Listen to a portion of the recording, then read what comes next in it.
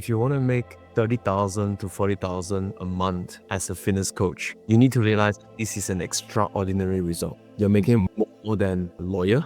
You're making more than arguably an engineer. To have this kind of result, you need to be extraordinary. Now, what is your sales or marketing funnel like? How do you attract leads? How do you attract new customers into your business?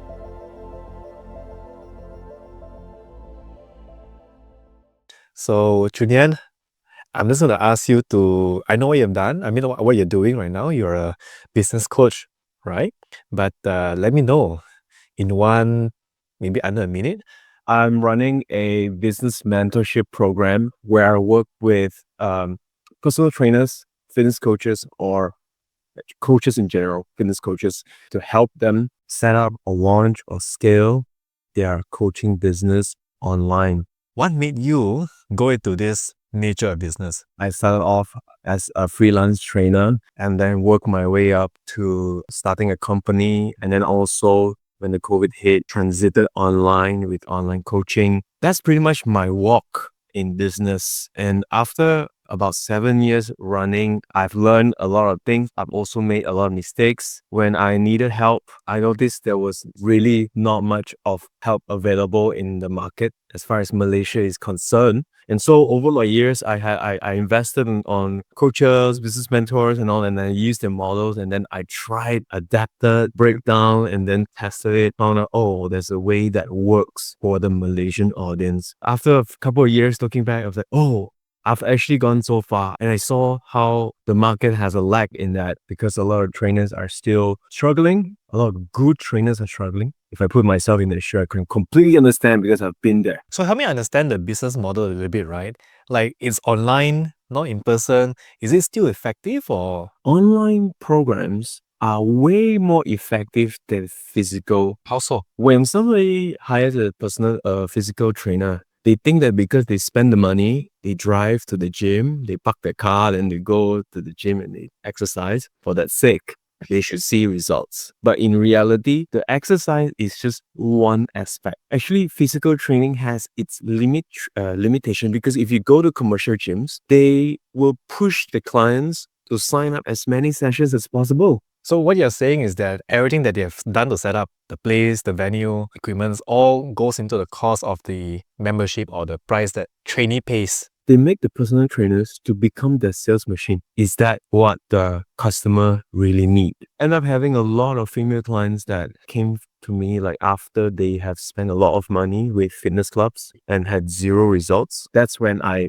share with them, okay, here's actually what you need and how does the online program works. How do you correct someone's body posture or form when they're doing some sort of exercise? Like how do you go through all that kind of stuff? So the online business is built on, there's a level of clientele that looks like primary school, secondary school, university. For my business, it's for beginners. Kindergarten or primary school is just teaching them how to have a routine, install the basics about nutrition, and then how do you sprinkle bits and pieces of exercises for them that fits into their lifestyle. So it's more of stress management, lifestyle change, habit change, and also mindset change. So all these were part of the online program to help them go through the process to learn, oh, actually I can do. But I also work with somebody on the other end, competitors who goes on, fitness shows, bodybuilding shows. This is like university level.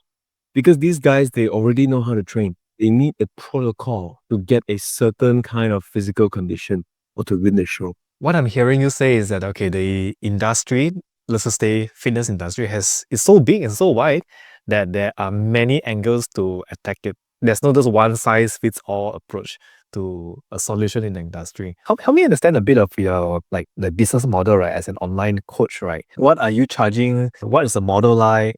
Is it sustainable? I'm charging 40,000 ringgit. Okay. Wow. 3 months mentorship. So this is a very result-oriented mentorship. We're talking about helping somebody to go from zero to setting up a 6-figure per year coaching business. Yeah. So it's a 3 months mentorship at 40K. So I'll be teaching them from sales, marketing, the delivery system, and then also their mindset. These are the 4 main pillars inside my mentorship. It will consist of like one-to-one. There will be modules ready for them to study on their own, and then they have to implement group calls to help them maximize their learnings and results. So when you sell this to individuals, I'm just curious, when you come out with the price, hey, this is 40,000, do people like fall off the chair?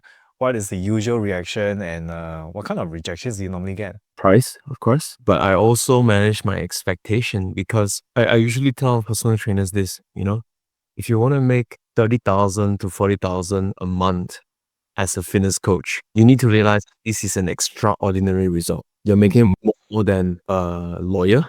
You're making more than arguably an engineer or a professional. To have this kind of result, you need to be extraordinary, because what we're looking at is actually a 95% to a 90% profit margin. Assuming if you can get this kind of business results, this kind of profit, how much money do you need to put in to make that kind of money?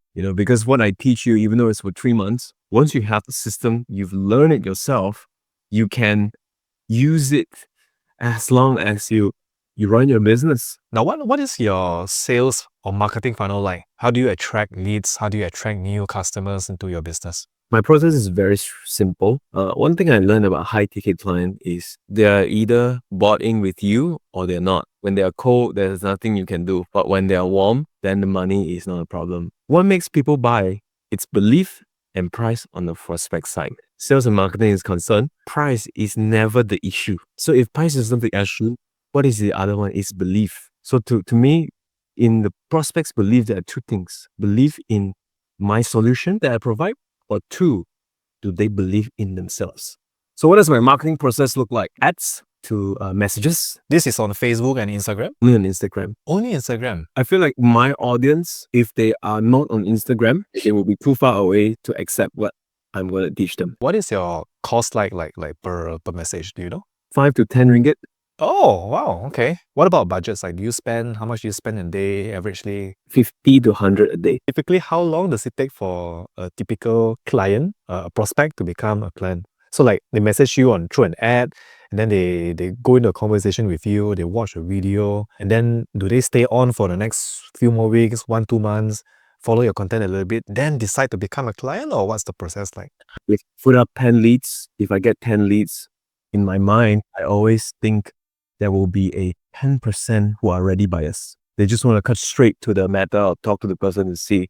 30%, I need to do a little follow-up, chat with them, let them consume my content a little bit, give them probably like 30 days. And then the remaining percent will go to my followers. They will be the silent watchers. They'll be looking at my stories. They will like my posts. They will read my stuff. All these are all on Instagram. Do you have an email list somewhere? No? I plan to do an email list, but right now I'm still at I would say I'm still at an early stage for this mentorship. I'm still refining my teaching process, and I'm also doubling down on the client results. So I'm not really pushing all these big systems and all that, all these complex systems. Okay. Have you heard of the buyer's pyramid? The buyer's pyramid you have, I think it's like coined by Chet Holmes. Amazing book, The Sales Machine. Go and pick it up. I think it's an amazing book. Written so long ago, teaches the same concept that modern marketers are doing. The whole funnel, the education funnel and all that, right? The buyer's pyramid, it states that in any niche out there, there is 3% of people looking to buy right now. Then about 7% open to buying, 30% not thinking about it, and 30% don't think they're interested, and another 30% no, they're not interested at all. The lesson there is like, everyone's going for that 3%, trying to get them to buy right now, right? And it's a red ocean market there. So the opportunity is in the other 67% of people who are open to buying, not thinking about it, don't think they're interested, but can be educated to convert. When your funnel, when you mentioned there, you pulling people through a messaging ad, they become your followers. I think a large bulk of them stay on. They just continue to observe what you are doing, and then one day they say, okay, you know what? I do think I really need help. I can't do this on my own anymore. And then they contact you again. So how does someone become an online coach? What's the best way or pathway towards that? And what's stopping so many people from doing that? I would say the first one would be the environment. If you're in Malaysia, just the atmosphere, the people, the environment is it's not prime for that kind of thing. If you go out, you talk to your friends, they will talk about stability. And then also, not many people talk about dreams in Malaysia. The society has programmed them not to talk about their dreams anymore. They probably talk about their dreams when they're 20 to 25. They start to become defeated, like, oh, this is the norm.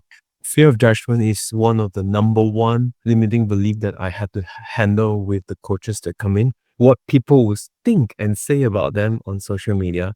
So that environment is like that. That's the first thing. Make it hard for you to pursue. People don't understand what is online coaching. The Malaysian market is very, very new. I spoke to so many personal trainers and in the fitness industry. I asked, do you know what is online coaching? They say, oh, it's just WhatsApp, 24/7 support. I said, no, that's not online coaching. That is, you're selling them a written plan. Like you help, I pay you 500, I pay somebody 500 ringgit to write me 3 sequences of email marketing. We use the word online because we are using like WhatsApp. Coaching is you bring someone from A to B when they cannot be by themselves. You put them through a process to help them get to where they want to be when they can't get it by themselves. If somebody is just an fitness trainer and instructor, he is not different from a masseur or a cleaner because they are charging freelance per hour, right? That's why I told all the coaches, I said the first thing you have to shift is from a freelancer, you have to think of yourself as a business person or entrepreneur where you solve problems with your program. So actually the right word is actually online program, online fitness program. So you have like a proven step and a process to put someone through. So it's a lot about the mindset. It's a lot about the consensus of people around them, whether this is something legitimate that they can do. And this stops them from going into becoming what they want to be, probably an online coach. I think this has been a really insightful chat, especially on the marketing process. I enjoyed that. Where can the audience watching this thing, right, find you? Do they go to your Instagram? Follow me on Instagram, Chun Yan Official. So that's Chun Yan Official. Go to Instagram, look for Chun Yan Official. Anything else like to say or anything I missed out? Oh, I also have a YouTube channel. YouTube channel for my long form content, Chun Yan Fitness Business. And then you can see like I have long form content there. Just cross my mind. How often do you post on Instagram and what do you recommend? For people who want to get more clients, is you have to post daily. That's how you build momentum. Usually I'm addressing like people in the fitness industry or people who are just about to start. To address the fear of posting content and to get better at content, you just have to post daily to bring up your profile and also get better at posting so that your writings can become more congruent, better to express your thoughts. You can put it into words. Yeah, those are the general skills that somebody who wants to acquire clients online should be good at. Do you batch this content out? Like do you create all the content in one day? Or do you do it every single day? Like do you create every single day? I don't batch content. I do it like daily. In that way, it feels more lively. But that is after like more than 7 years of doing it daily. You've been doing it for 7 years. Every single day. Yeah, every single day. Now I'm doing like Saturday, Sunday, I'll take off. Like the Lord. Okay, man, this has been good chatting with you. Thanks, man. Thank you so much.